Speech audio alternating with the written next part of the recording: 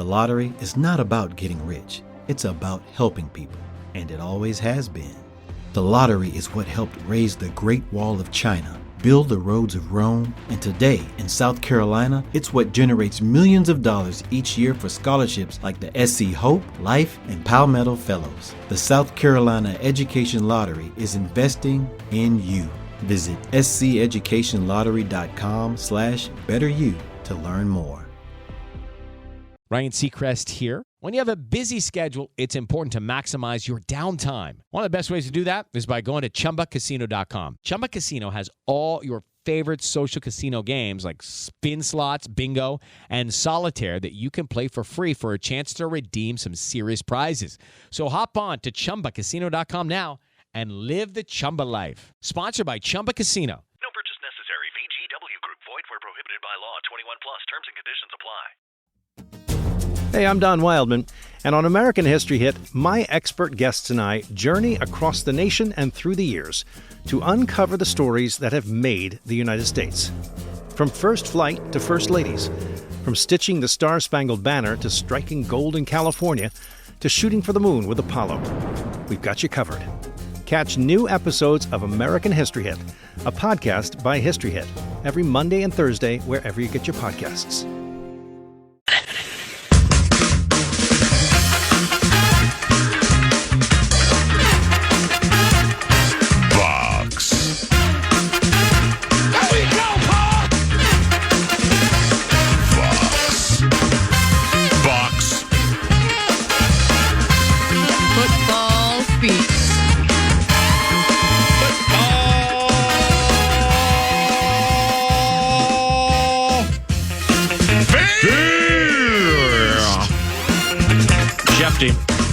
Hello. Old Schefter, Adam Schefter. Known him for years. Adam Schefter with ESPN. He'll be calling us in a second. And my relationship with Adam began after the 2009 NFC title game. Oh, Bountygate 2010. I met him there. And then after the Minneapolis Miracle, I went on his podcast, so we got to know each other a little better then. Then Nordo and I would be going to the Combine, and I quickly learned that Adam Schefter, his passion is it's kind of like, I mean, we're kindred spirits in that, you know, we both talk about the NFL and we both work closely with the NFL. We both love the NBA. Yeah. And he's been in a big spot fantasy basketball league for about 15-ish years. Yours truly has been part of a big spot fantasy basketball league started by Edina's Rick Gamla. Ask him to join LFL. Might have an opening. Called League Freak. I wouldn't mind having him in that thing. But if he were to outwork everybody, I wouldn't be surprised. And so that's kind of the genesis of the relationship. Didn't get an opportunity to record an interview this year at the Indianapolis Scouting Combine with beloved Schefter, but he's kind enough to help us now, despite being underwater with all these breaking news stories. ESPN senior NFL insider Adam Schefter. It's Paul Allen. How are you? Hello there, Paul. How are we doing? Quite well. The dancing I just saw in studio on ESPN with Windhorse et al., was that live or was that recent? I didn't see what they played, but yesterday we were in studio and Harry Douglas does his weekly That Boy Bad segment, and Wendy had never been a part of it before. I'd done it during the season. And, of course, I've demonstrated horrible dance moves and coordination, and yesterday Wendy got involved, and he might have been worse than me. They don't compensate you to dance, and in Michael Jackson-like fashion, you've not been known to moonwalk on your per sources takes because they're always good. But first, who's the best player on your big spot fantasy basketball team, and how is your juggernaut rolling along?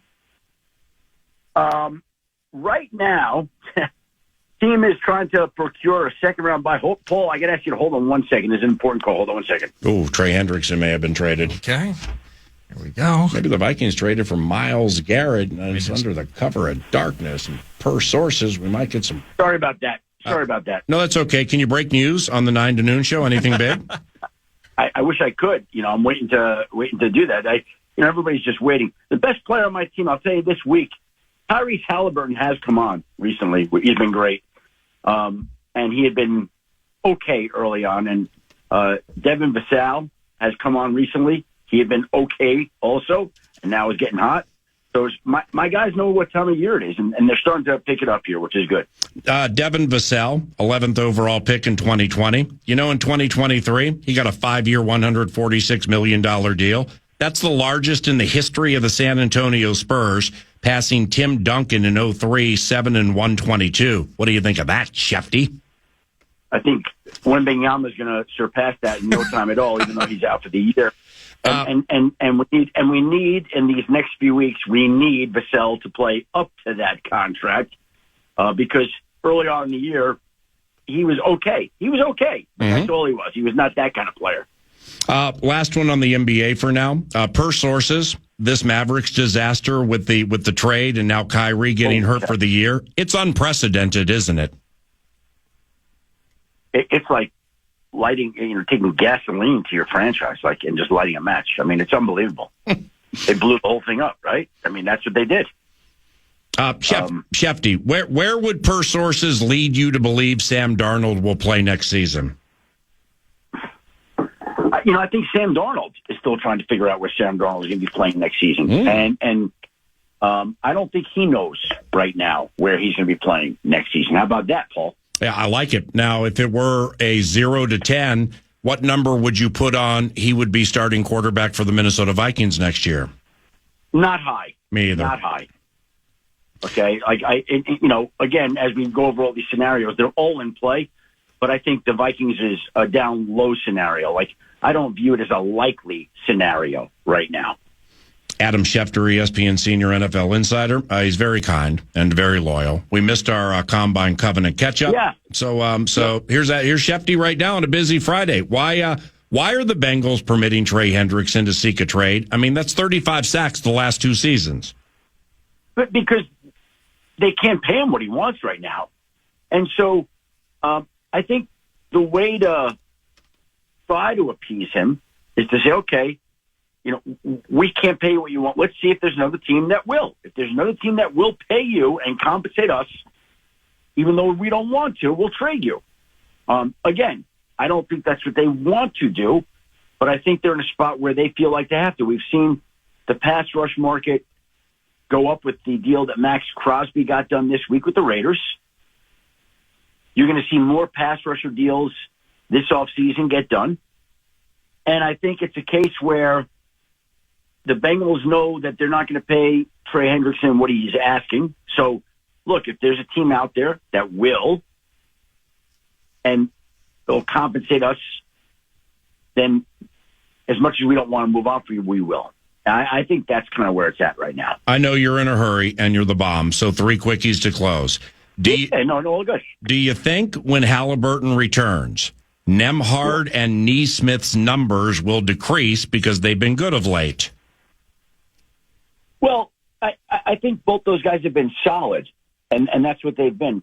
I have Nemhard on my team, and he's like one of the last guys on. When I get to the playoffs here, looks like I'm going to put away a first-round bye, so I'll have next week as the final week of the regular season, then a bye. So we're talking in 2 weeks. Will Nemhard be on my team? Yeah. Would I cut him that week if I needed to pick up games and product? Yes. Does that make sense? You understand exactly what I'm saying. 100%. Yeah, it's playing the waiver wire game. Do you have any Spurs or Wolves on your team? Well, you got Vassell, you said, but because I get to make my NBA game calling debut Sunday night at Target Center, and that's big. By the way, congratulations on that, Paul. That's awesome. Oh, thank you, my brother. Appreciate that. I remember when you were doing some sideline stuff for ESPN. I remember seeing you in Salt Lake City, at Utah, and maybe some other spots. So we're kindred in that state. But nevertheless, got any Timberwolves on your team? No, I would have loved to have had Jaden McDaniels, and I would love to have had Naz Reid. Didn't happen. Mm-hmm. I missed the. So with Myles Garrett, what would you guess would happen with Myles Garrett?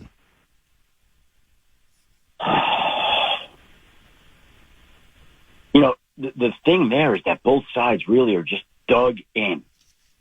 So I guess my question is, to you, who would you guess blinks first? I would. That's really the way of discussing it. And I felt this all along. How dug in is Myles? Is he prepared to miss games? Is he prepared to sit out training camp when people are starting to question and criticize him?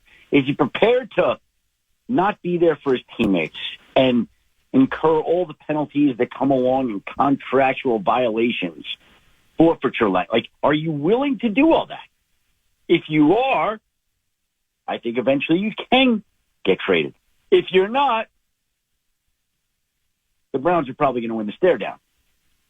What's very intriguing about that 2 spot for Cleveland, in my opinion, is Kevin Stefanski and Colorado Buffalo's offensive coordinator, Pat Shurmur, are very, very, very good friends. So, I mean, you talk about knowing where all the bones are buried on Shedeur Sanders and Travis Hunter. I mean, Kevin holds the Browns, Andrew Berry and Kevin Stefanski.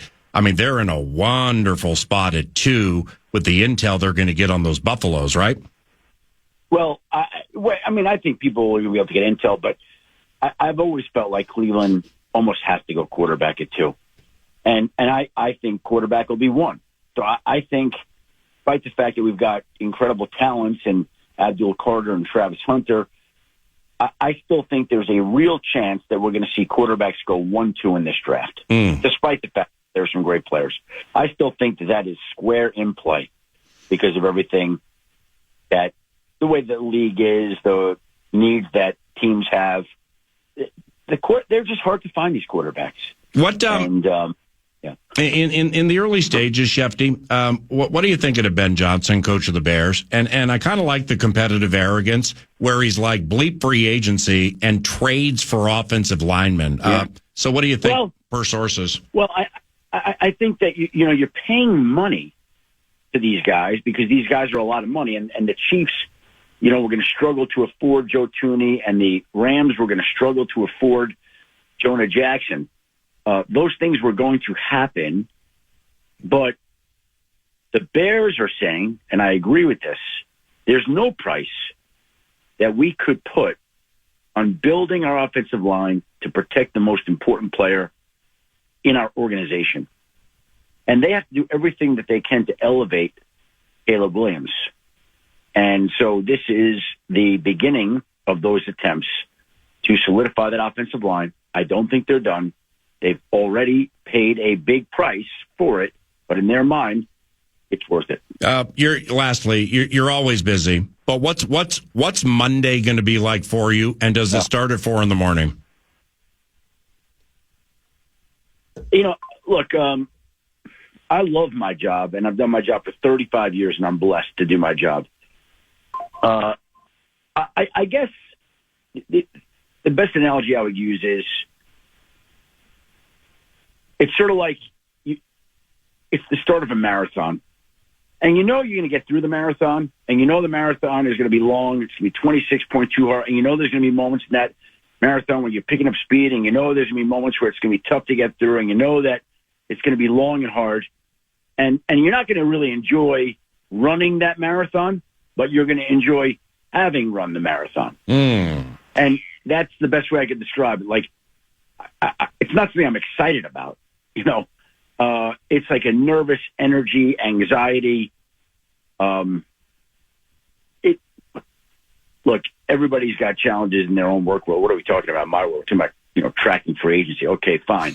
So I don't want to over dramatize this, but from, just in my job, it's a very chaotic, relentless 72-hour period, basically. And what's beautiful about Monday and every other day is while all media members are running that marathon and gaining fatigue, you jump in like Rosie Ruiz and steal the show. Well, I don't know about that, but I've run a lot of marathons. Right. And in the end, sometimes they're better than others. Yeah. And I'm sure my time will be okay on Monday. But you always want your time to be as good as it can be. And you've run a lot of marathons while avoiding confrontations in Starbucks lines, I keep my head on a swivel whenever I'm in Starbucks. All right, hey, Schefter, love you, bud. Have a good weekend. Hey, Paul, love you. We'll be in touch as the NBA Fantasy Playoffs loom closer. Congratulations on your NBA debut Sunday. And that's awesome to see. I know you're going to crush it and do a great job. I appreciate you, brother. See you later. See you, bud.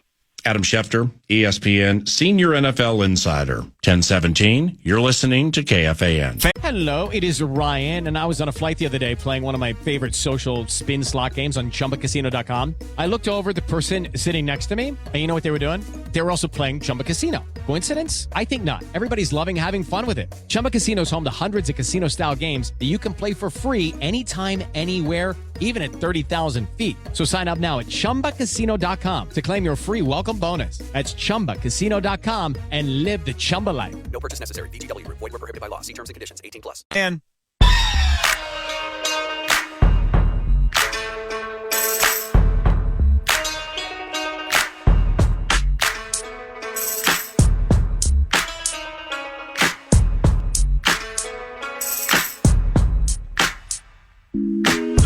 Covenant Ketchup. Go for nation. Hello, Parker Fox. How are you?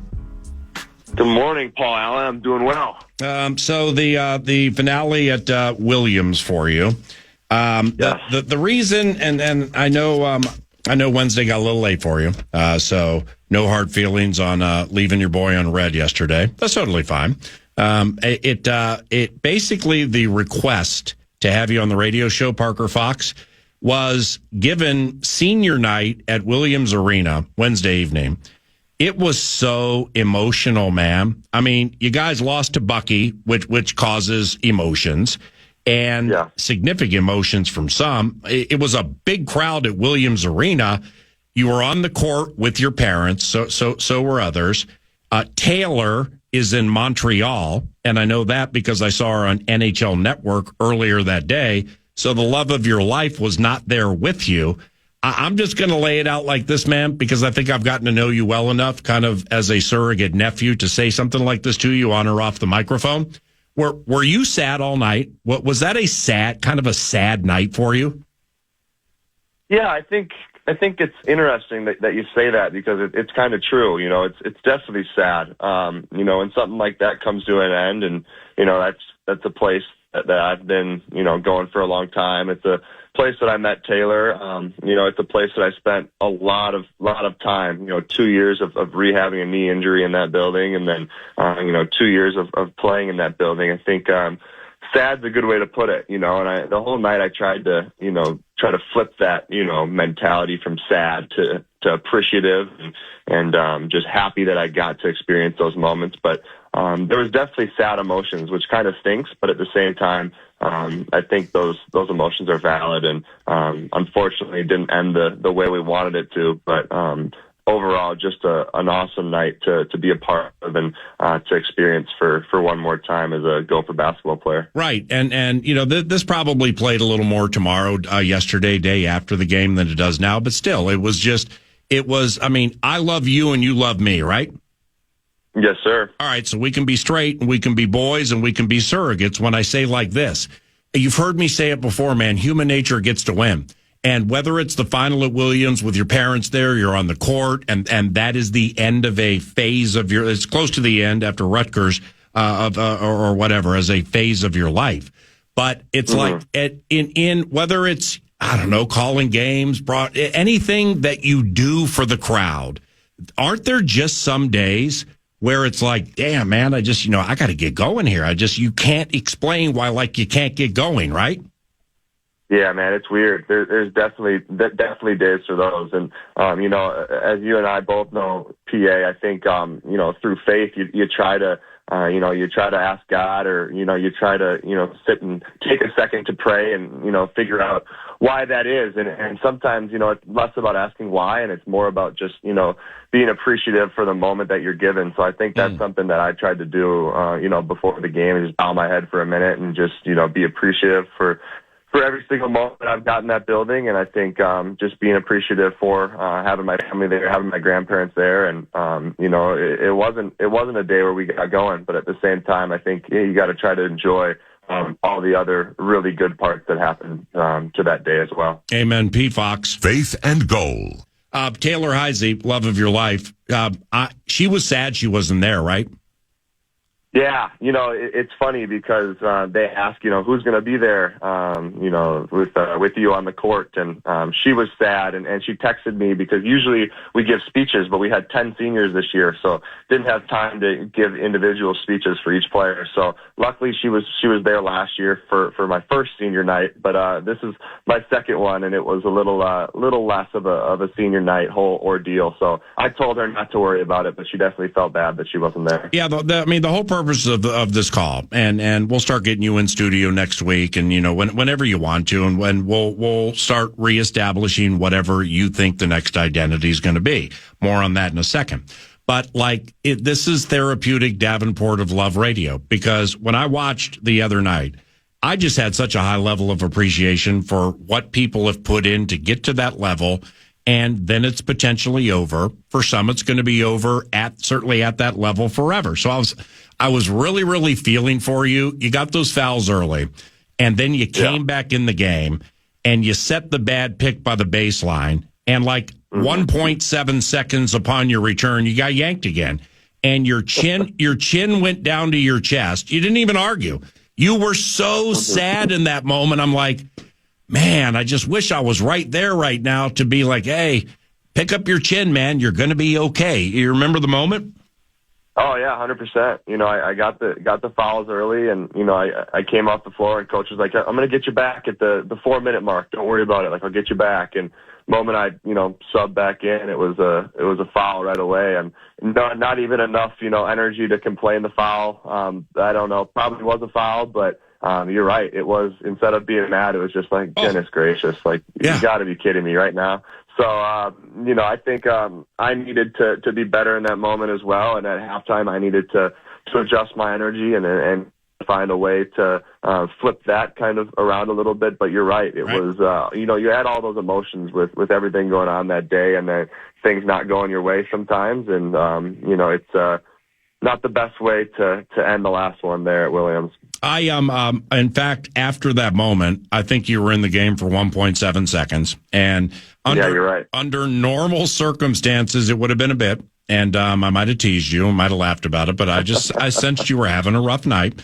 And it's great to hear you laugh. But right after that, when you just kind of sauntered out and you were so sad, I texted Dr. David Olson and said, he was wearing a corduroy suit about 5 rows behind you. I mean, thing was fresh in 1970, but he still has access to things we don't. And I'm like, he looks good, man. Well, Broadway Clinic go crazy. So I'm like, Doc, is there anything legally you can give him right now to help him so he can be happy? And he left me on red. Yeah, we were feeling for you, man. Let me ask you this. Well, let's close on this part like this. Just a couple more minutes with Parker Fox, my main man. 2018 at Northern State. All right. That's when you made your debut. Now, you were there 17 and 18. You make your debut in 18. November of 2018. You had 14 points, 12 rebounds, and a couple of blocks.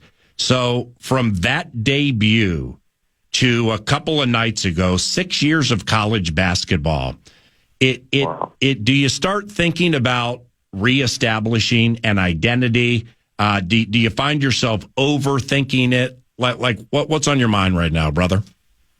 Yeah, I think at the end of the day, you spend so much time on a singular thing. I think for a guy like me who wasn't a highly recruited guy, who had to really earn everything that was given to him, I had one Division II scholarship offer, and it was a partial scholarship offer. That's all I had. That's the only option I had to play scholarship basketball coming out of high school. So I think you have to earn everything, and you put so much of your identity in one thing. And for that for me, it was basketball, and I'm grateful that I did that because I love hoops, as you know, more than about anything, else out there for me. So I'm super proud and honored that I was able to do that. But at the same time, I think you try to set yourself up for what's next, especially when you go through 2 major knee injuries and, you try to get back from those and you set yourself up for a playing career, but you know that, your body isn't going to be able to hold on that much longer. So, I think at the end of the day, I'm just extremely grateful for the career that I was given and that I had, but knowing that there's another step for me and there's a next step for me that you and I have talked so much about already. So, I'm definitely grateful for all those great moments, but I'm super excited for kind of the next step in my life, whatever that may be. Amen, brother. Okay, now tournament or college basketball wide, Wisconsin. Yeah. Do you think Wisconsin can do some damage in the tournament?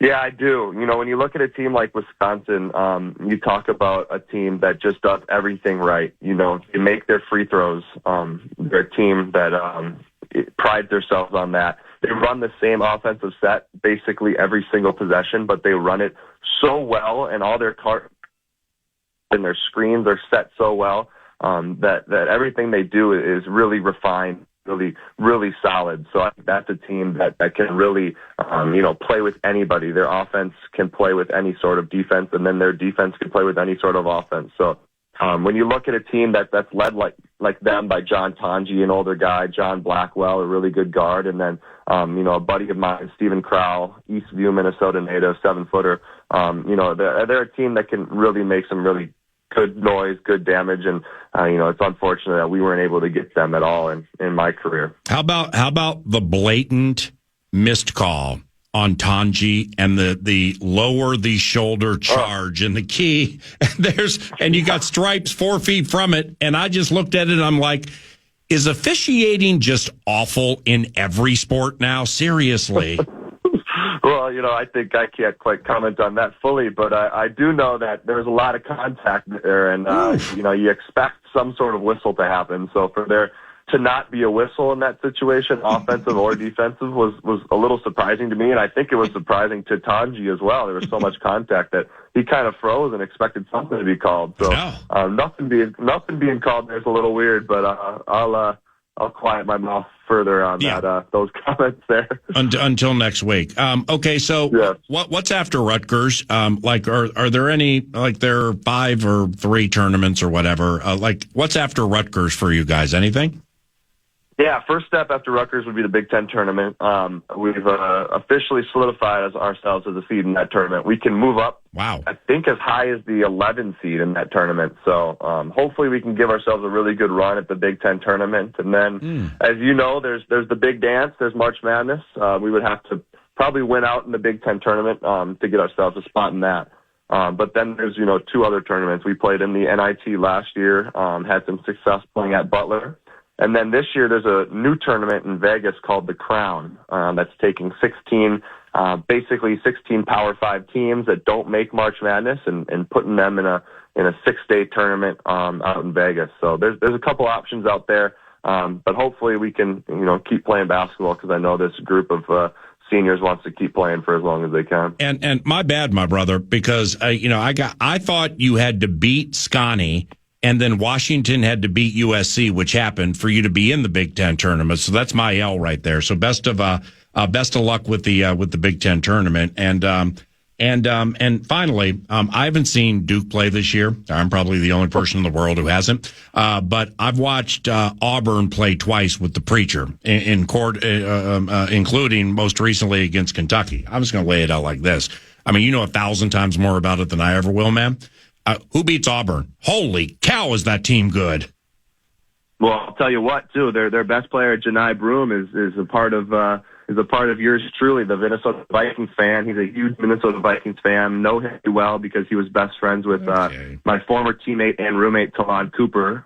So his family comes up at least once a year to U.S. Bank Stadium and watches the Vikes. So you gotta appreciate that as a Vikings fan, Janai Broom, there in Auburn. But wow, they're a really special team. I think they're one of the oldest teams in college basketball as well. They have a bunch of 23-year-olds and 24-year-olds and 25-year-olds as well. So they're experienced. They play really hard. Bruce Pearl is one of a kind when it comes to, coaching immortality at the college ranks. So I think that's going to be a team that's going to be really dangerous. But it's looking like, and it's leading up to a Duke-Auburn national championship in San Antonio. All right. So it's Janai Broom? Janai Broom, yeah. Where's he from? Where's he from? He's from South Carolina. Oh. But I think they have some sort of roots to Minnesota, and he's a huge Vikings fan. I've talked to him about it several times, and he came up and visited one fall, visited Talon, my roommate, and they went to a Vikes game, so. All right. Well, whenever we get you in studio, I would assume you have a working cell phone number for Janai Broom? I do. Oh, well, we got to get him on the show and talk about the Vikings and the tournament a little bit, don't we? We do. We have to. No doubt about it. Do me a favor. Text my man if you can, and then write me back and just let me know if he's interested in doing that sometime in the next few weeks. I think that'd be super sweet, my brother. Done deal. All right. Have a great day. Have a good practice. Best of luck at Rutgers. Travel safely. Love you very much, man, and look forward to seeing you in studio, okay? Thanks, PA. Love you. Yep, see you, bud. That's Parker Fox with the Golden Gophers basketball team and commenting on a very legitimately emotional night for Parker and his family and the other seniors. Senior night, they celebrated when they were playing the Wisconsin Badgers. Meanwhile... Excuse me while I whip this out.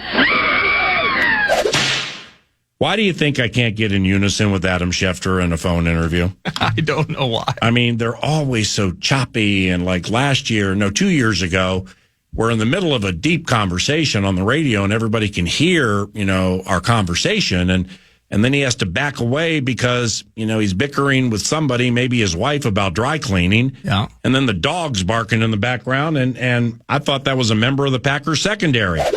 I just can't get these phone interviews going with him. I think it's a great theater of the mind exercise where when you see him on television, he's buttoned up, he's handling everything so smoothly, so eloquently in disseminating said information. Social media, of course, there's the wall and all of that. But we get to peek behind the curtain and realize that even Adam Schefter exists in full-blown chaos in his home life. Yep. So we get to feel a bit of that this time around. No dry cleaning, so that's good. That must have been handled yesterday. But a 7-second pause as he responded to a text during a radio interview. That's awesome. Well, I remember one year we were supposed to have him on, and it ended up I went over to try and eavesdrop. He was in some super embattled conversation with Sean Payton. Where we were waiting to have him on the show, and he's near the TV booth, just getting after it with Peyton. Right. And maybe this time around, it's trying to figure out what's next for a certain team in a certain offseason. Right. But it was less chaotic this time. Certain team, certain offseason would be Vikings. And the charge is guided by GM is Quincy. Come on now. The GM is Quincy. Hey. The GM is Quincy. We all believe. I believe. The best local nugget dropped by beloved Shefty, Adam Schefter, ESPN senior NFL insider, involved Sam Darnold, where I'm like, because I asked him about Darnold. He's like, I don't think Darnold knows where he's going to play. And which means Darnold doesn't know where he's going to play because Shefty's a 99.8%er on stuff like that. So then I laid out the, all right, 0 to 10. What number would you put on him returning to the Minnesota Vikings? And he said quite low. And I'm like, I happen to agree with you on that. So the reason I bring that up is Nordo mentioned something to me between segments, and I saw some of it while crafting the show this morning on the social media machine. And some of it locally, most of it nationally. I don't even know how to explain it or how to read into it. It's just continuing to be like, well, we're continuing to chat with Sam Darnold or work with Sam Darnold locally. And it just flies in the face of what I believe is next for the Minnesota Vikings. Your thoughts? Yeah, my thoughts are per sources. I don't understand, and I am a bit not astonished by it, but I'm just it does indeed contradict the path that this team appears to be on. The idea that, they're still looking at possibilities of re-signing Sam Darnold and actually building around him. And that's local, that's recent and prescient news as it pertains to the steamrolling with Sam Darnold. Yeah. And I'm thinking to myself, okay, well, we go high in the draft for a QB because we like the idea of building around and building a squad while utilizing the lower cost rookie deal. I'm thinking about all of the cap space, and maybe I'm thinking one of the team's biggest needs / interests would be improving the offensive line, improving the defensive line. Right. We're speaking, what's up with Byron Murphy Jr.? We've gone through all these machinations over the last couple of weeks. And the idea of him, if you sign him to a multi-year deal, Sam Darnold's your starter, right? Sam Darnold is your starter. And then what are you doing? I don't look at this as a situation where, wow, Jordan Love gets to sit behind Aaron Rodgers for several seasons. This dynamic does not sell me on that being a similar idea. So it doesn't make sense to me. In some ways, I personally look at it. Are you trying to build up a want? Are you trying to build up a potential market for Sam Darnold as free agency lifts off next week? The idea that the Vikings are truly in it to try and re-sign him. Therefore, there's got to be something there. There's got to be something the Vikings see in him to keep him long term. And so if you're the Raiders and the Giants, et cetera, these other teams, maybe you're buying into that as well, and you're vying for his services next week. I think the whole thing's weird. I still kind of stay steadfast in the idea that Sam Darnold will be playing for a different team, and it will be a big support mission and kind of a J.J. McCarthy season one way or another in 2025. Okay, and lastly, I saw some stuff on the X machine last night, or at 3-2. I saw some stuff on the social media machine last night. How was that fire in your living room, by the way? That looked cozy. Oh, it was terrific. Yes, wood-burning fire. Absolutely the favorite facet of my house. I've loved wood-burning fires all my life. 3-2. I thought it was a ruse or a joke or something, the way I was reading through things. Like, somebody said something about Kirk Cousins. If Kirk Cousins gets cut by the Atlanta Falcons, it ain't going to blow anybody away.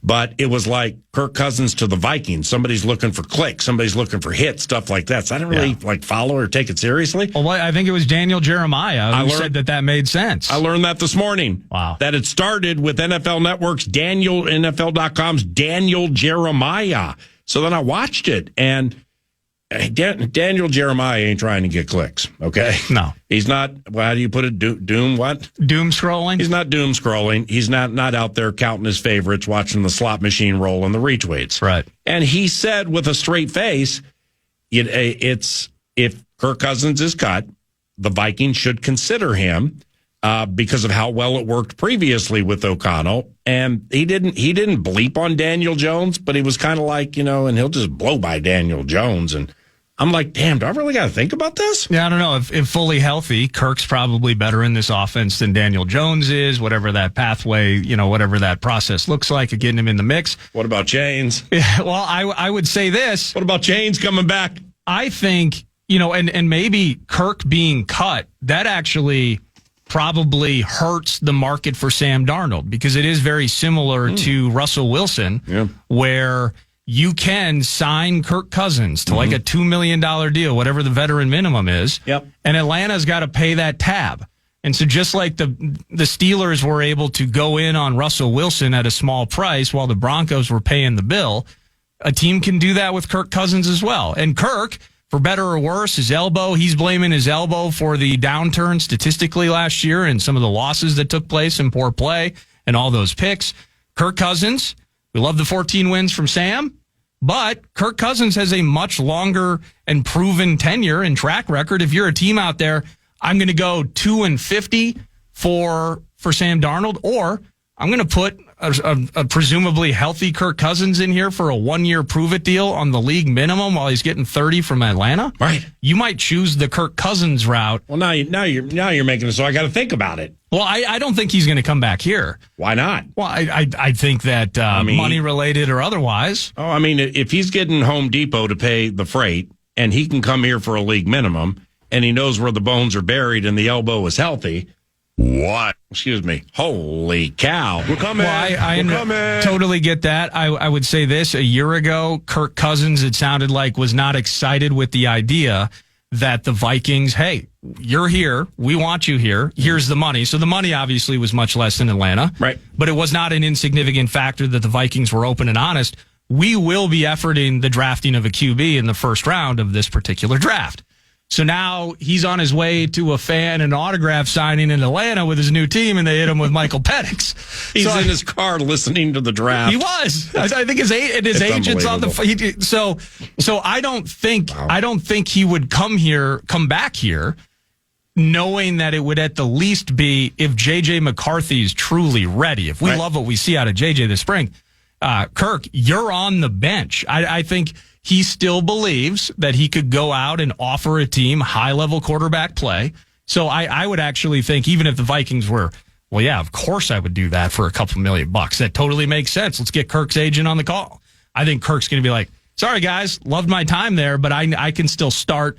I don't want to play around with competition. Well, it post-haste before Monday, it may be time to dust off the old podcast. Like, joining us now for Faith and Goal is Don Cousins, pastor in Orlando, Florida, to chat about Matthew chapter 11, verses 28 to 30. But first, what's going on with your son, Kirk? Is he coming back to Minnesota? Faith and Goal. Well, you can handle that over there right after the show with a quick dial-up, can't you? And by the way, as free agency would go and just kind of feeling the whole thing out,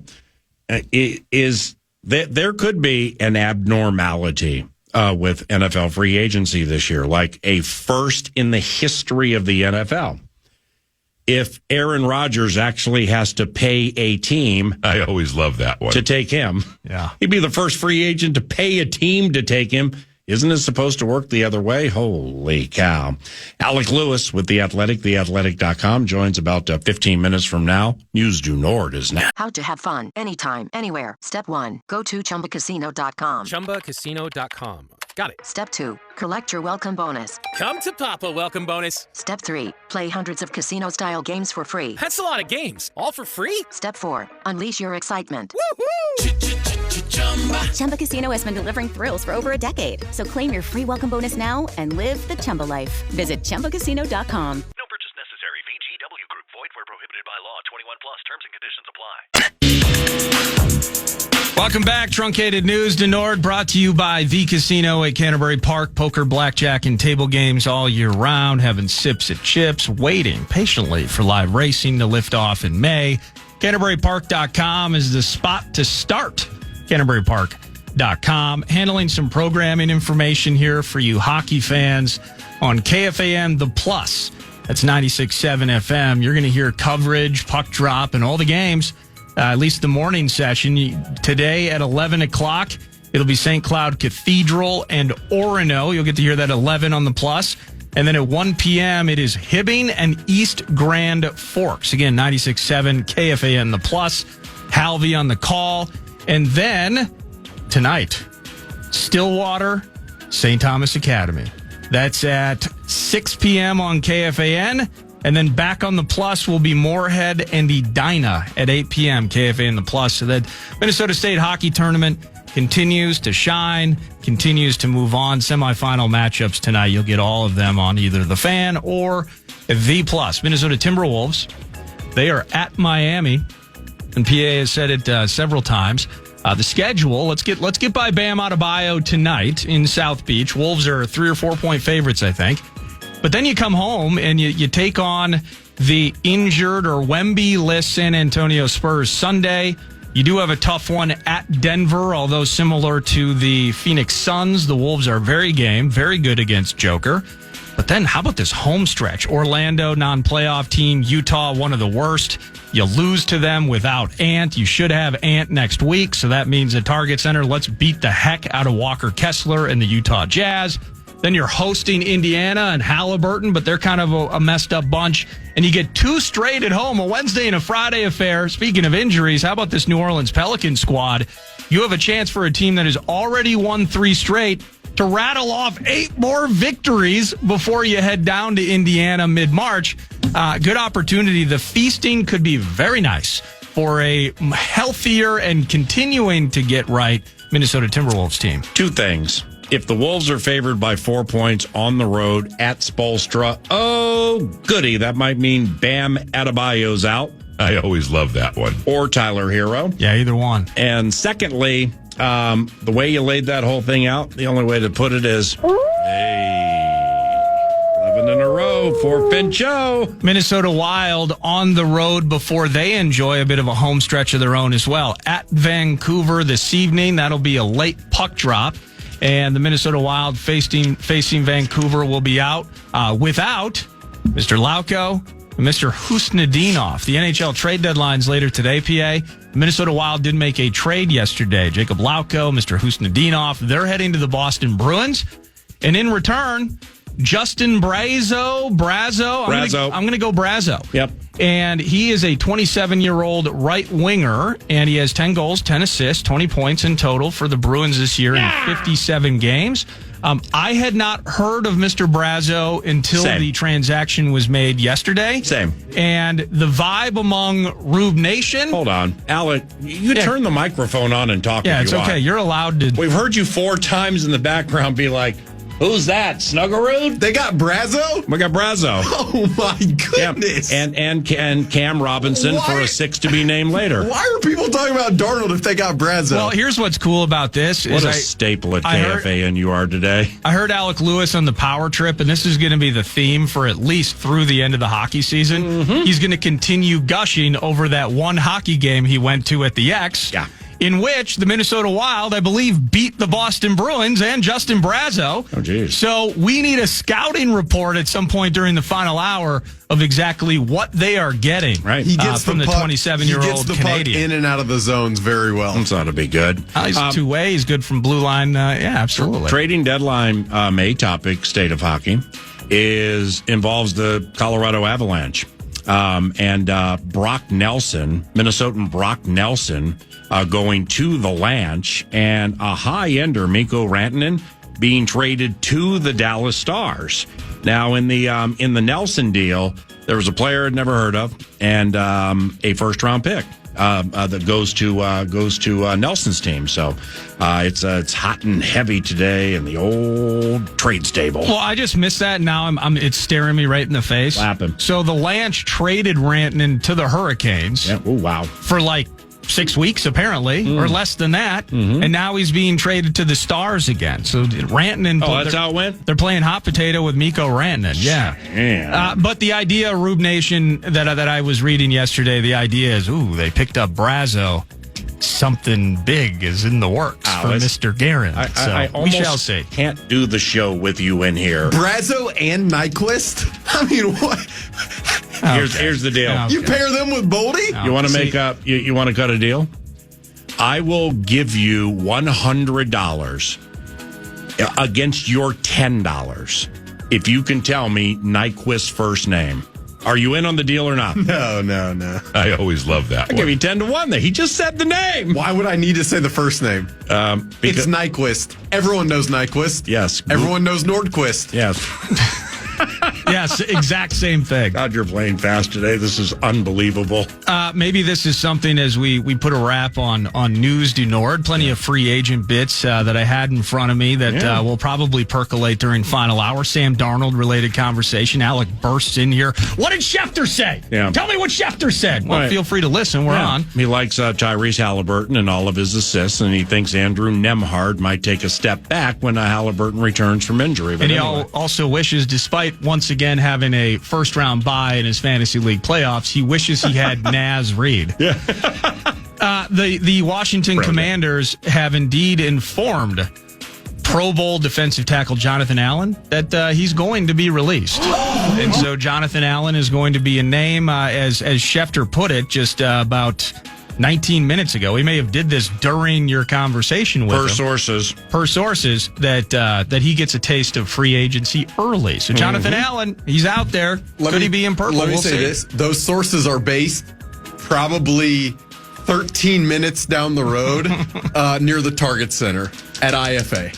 What if I cold call Adam right now and he picks it up and I put him on the radio and tell him you said that? I wouldn't do that. Second level JW Marriott 2026. Alec Lewis, Adam Schefter, Starbucks, the showdown. That's News to Nord, brought to you by The Casino. Not just a casino, but it's The Casino, my favorite place to be and play cards. Canterbury, CanterburyPark.com. Love you, Shakopee. Yep, and we love you. It's 11 o'clock.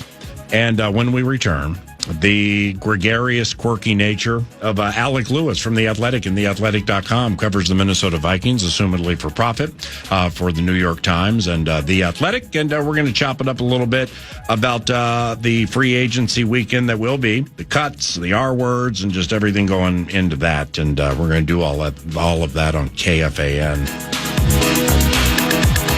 One lottery ticket makes a big difference for our state students. And when I say big, I mean bigger than jackpot big. Since 2002, South Carolina students have benefited from more than $6 billion in lottery-funded scholarships and grants, including the Life, Hope, and Palmetto Fellow Scholarships. With every lottery play, you're supporting our students, and that adds up in a big way. That's why education is our middle name. Learn more at sceducationlottery.com/betteryou.